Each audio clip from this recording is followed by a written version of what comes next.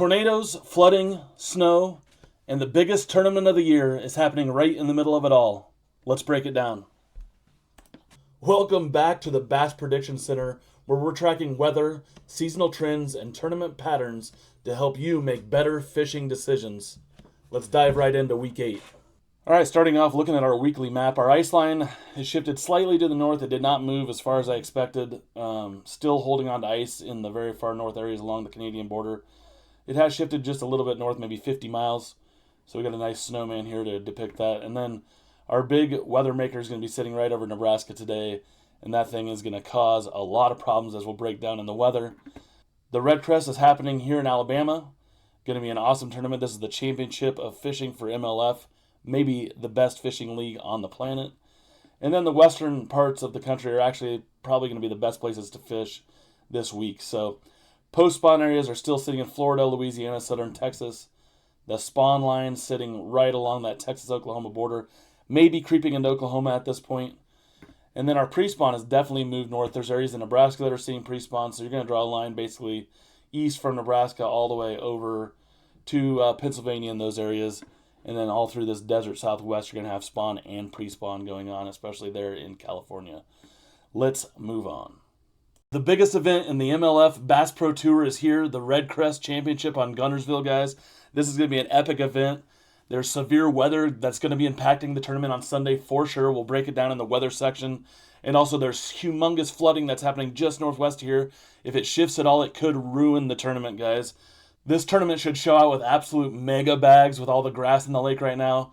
Going to be awesome. Guntersville's a big fish factory. This thing's going to be a grinder, but somebody's going to win it. Somebody's going to break it down and claim that prize, guys. Dustin Cannell took home the trophy last year, guys. Comment below with who you think will win it all this year. Don't forget, guys, we're shooting for 500 subscribers here at the BPC. Click that follow button and hit the bell so you can join the greatest fishing community on YouTube. All right, our lake of the week this week is going to be Lake Guntersville, where the Redcrest is happening, guys. If you've never fished here, and I have not myself, but I would love to. This lake is a Tennessee River lake, and it is awesome. Completely full of grass, completely full of giant bass. This is going to be a spawn / post-spawn / pre-spawn event. They should have all modes of fishing going on down here. Huge lake. You see giant bags coming out of here. I would predict up to, if this was a 5-fish tournament, you're going to see close to 100 pounds for a 4-day tournament, but this is the BPT, so they're going to catch 500 pounds instead. Hopefully not going to see a lot of scopers on this thing. Going to be some old school fishing for sure. I know on the MLF they can only use scope one period anyway, so you'll probably see some of it out on the deeper grass lines where those pre-spawn bass are holding, but the majority of it's going to take place in the grass or in these shallow areas where the bass are going to be spawning. So go over to MLF.com and check out this tournament. It's going to be a fun one. Guntersville, Giant Bass Factory. Check it out. All right, starting off with our SPC convective outlooks. There is a yellow slight area that extends from Nebraska and Iowa all the way into Texas today. This is for this evening on Tuesday. And then there is a tornado threat here, a 10% hatched area in Kansas and Oklahoma. So if you're in these areas, you need to be really careful today. Don't want to be on the water. There's going to be some severe storms for sure. It's going to bring definite wind and hail. The hail threat's very, very bad. 30% hatched area in the same zone. But you're going to see some supercell thunderstorms for sure in these areas. They're going to bring possibly some very dangerous long track tornadoes. So you do not want to be fishing in these areas today. Let's look at Wednesday. All right, Wednesday's SPC looks very similar except for it's moved to the east. You do have a moderate area in this one, which they do not put out often. That is a 5 out of 5 there. Tornado threat is red right here in western Kentucky, western Tennessee, eastern Arkansas, Missouri. Same situation in those areas, guys. If you're in those areas, do not be fishing on Wednesday. These storms are going to be very dangerous, have some possibly large tornadoes, definitely a ton of wind and hail in those areas. So be very safe on Wednesday if you're in any of these areas. And then this is the early outlook for Thursday. As you can see, they've already got a yellow area that extends all the way from Texas into the corner of Pennsylvania. So this is something to keep an eye on if you have plans on Thursday. Going to be some severe storms just like we talked about, and that's kind of going to hang out in that area, and that's where all that flooding, there's going to be a bunch of flooding that's going to take place. And so stay tuned to the weather, check out SPC, and check out the convective forecast. Those are the best ways to break down exactly where this severe weather is going to happen in your area. whether it's tornadoes, hail, or wind. Jumping into the weather, guys, this week's headline is this massive low pressure system that's sitting right here just east of the Rockies in Colorado. This thing is going to ruin your plans for the rest of the week. It's already bringing snow up here into North and South Dakota. It brought some rain through Nebraska today. It's brought cold weather. We feel like we're back in February. California right now is getting some rain and snow for sure. The rest of the country is dry right now, but that's not going to last for long as we move forward. For Wednesday, this thing is, well, tonight. Let's start with tonight right here. So this low pressure system is going to move into Nebraska. Storms are going to fire right along this line, and then it's just going to build from there. There's a risk for severe storms right here in eastern Nebraska, eastern Kansas, a chance for tornadoes, and then moving later into the night into Oklahoma, Missouri, Arkansas. This thing is going to push to the north, and it's going to bring a bunch of snow into Minnesota, Wisconsin, Michigan, those areas. You guys are holding on to winter like always. And what's going to happen here is as this thing pushes east, it's going to have this trailing line that's going to run behind it, and it's just going to continue to rain right in here. And this is going to bring some massive flooding for these areas and a big swath of areas. Alabama, where Guntersville is right close to that line of storms. We'll look at our total precipitation here in a bit, but that's not going to be a good thing for those areas as they're predicting up to 12 inches of rain. And then as we move through the weekend, that thing just hangs out. And then another low pressure forms right down here into northern Mexico, which just pushes more and more moisture up into there. And then through Sunday, this thing finally pushes east Sunday night and gets out of here, which is going to bring even more severe weather to those areas. But Guntersville is going to be impacted by these storms on Sunday as they push through Alabama. It looks like definitely around noon or early afternoon is going to be affected, but we'll talk about that more later in the week on our weekend update. We'll have a more exact answer of when those are going to hit. So let's take a look at our temperatures now. As far as temperatures go for the week, there's definitely been a cool down throughout the whole country for the last couple days, which may have slowed some things down as far as fishing goes. You know how those pre-spawn fish are a little finicky, but you can still get out there and fish. They're not terrible. You're talking about 40s and 50s through most of the northern parts of the country. Definitely some cooler areas up north. Texas, Florida, you're still looking like you're in the 80s, and then 70s all through the southeast and southwest. So pretty nice weather down there, temperature-wise. We'll look at our highs on Wednesday. Whoops. There, Wednesday highs. All right, Wednesday highs are looking like out in front of that front. You can see it's bringing up a lot of moisture, bringing up a lot of heat. So you're looking at 70s and 80s all through this area. Definitely really warm along the Gulf.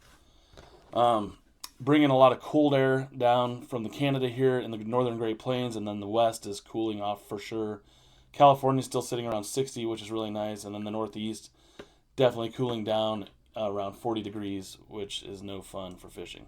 Thursday temperatures warming back up a little bit here in the Great Plains, but still in the 40s and 50s. Still a lot of warm air out in front of this thing. Should be some really good fishing weather just to the southeast of this front, which is really nice. Should really pick up the bite. Seeing a lot of fish on beds down here in the southeast, Alabama, Georgia. Guntersville, there's going to be all kinds of fishing down there for sure. There's going to be spawning and pre and post-spawn fish.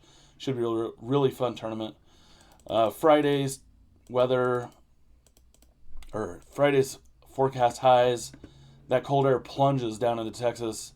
Upper 50s for the highs, which they haven't seen for about a month. Southeast is still sitting the same. And those 40s and 50s are just blanketing the country, basically, until you get up here into the northern Great Plains where you're in the 30s. And then the Saturday highs, more of the same, even colder, 40s down here into all the way down into Texas. Some 30s even in Texas for the high, which is insane. And then southeast, California all along the coast, really nice weather. Basically looks the same on Sunday too. As this front pushes through, it's going to push all that warm air out, bring cold air in, and then we're going to have a warm-up going into the beginning of the week here in the Great Plains and the Southern Plains. So those are your temperatures, guys. Let's move on. Looking at our winds for the week, around this low-pressure system, you have a lot of winds, which is pretty normal. Everywhere else in the country is basically calm. these winds are going to follow this thing just as it moves east. And then as it pushes out into Canada on Thursday, it's going to leave that trailing severe storm line behind, which is going to bring a ton of rain, but the winds are actually going to calm down. There may be some localized winds right around the storm, but the rest of the country is actually looking really good starting on Thursday. And then as we go through the weekend, it actually looks pretty good. There's a little, as that new low pressure system picks up in Texas, it's going to bring more winds, some northerlies that are going to come down and bring that cool air out of Canada. And then that's just going to push east through Sunday and push the winds out of here. But Sunday looks pretty good wind-wise. This is probably our best week of winds so far, besides early in the week with that low pressure system. So if you can get out and fish and brave the cool elements, definitely not too bad as far as winds go. All right, guys, this is our total accumulative rainfall map. And this is something you're going to want to keep an eye on because this is where the biggest problem is going to lie. I'm going to push this all the way to Sunday. And as you can see, this big orange swath of rain here, this is up to 12 inches of rain in some of these areas, all the way from Ohio, Indiana, Illinois, western Kentucky, western Tennessee, Missouri, Arkansas, and eastern parts of Oklahoma and Texas. You could see up to 12 inches of rain. If this thing shifts at all to the east, Alabama, Guntersville is right here. It's going to be terrible for the Redcrest. Some of these rivers flow down into Guntersville and might bring a lot of mud. Something to watch out for. If you're in these areas, you need to be very aware because this is going to be a really bad situation. These areas are already soaked. 12 inches of rain is going to bring some massive flooding to these areas. So be really careful if you're in those areas. Just be ready for some high water. As far as fishing goes, you know what it's going to be like. It's going to be muddy, big bladed spinnerbaits, lipless crankbaits, chatterbaits if you get out, but going to be a dangerous situation in these areas. So be really careful out there, guys. Now for everybody's favorite part of the video, the Beyond Braid Baits of the Week. Guys, if you're not using Beyond Braid, are you really even fishing? Use code BPC10 over at beyondbraid.com to get 10% off any of their products. All right, guys, post-spawn areas this week. One of my favorite baits is the Kitech Fat Swing Impact. I'm using that on an owner flashy swimmer, and this is going to be in areas where there's shad spawn going on, hard rocky shallow points, around docks, seawalls. Cast this thing out, just tick it along the bottom. You're going to hammer a ton of fish on this thing. Giants and numbers both. One of the best baits ever made right here. In our spawn areas, we have this Riot Baits Fuzzy Beaver. This is my favorite flipping bait. Definitely flip this around in any spawn areas on beds or looking for fry garters or females that have just come off the beds. This thing's going to catch them. Super ribbed and has these flapping legs. This thing's awesome. They also make a little fuzzy. It's a smaller version, which is also a really good bait. Pre-spawn areas, I'm looking at the 6th Sense Movement 80X. Get up in those shallow, warm pockets, especially if they have stumps. Cast this thing all around, and you're going to run it right into all the stumps, and it has some crazy deflecting action, and it's going to trigger some of those giant pre-spawn females that are sitting there, warming up, waiting to lay their eggs.